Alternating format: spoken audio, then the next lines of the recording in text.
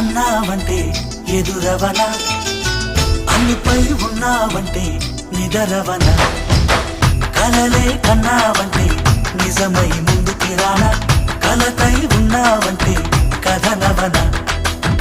అమ్మలో ఉండే సగం అక్షరం నేనే, నాన్నలో రెండో సగం లక్షణం నేనే.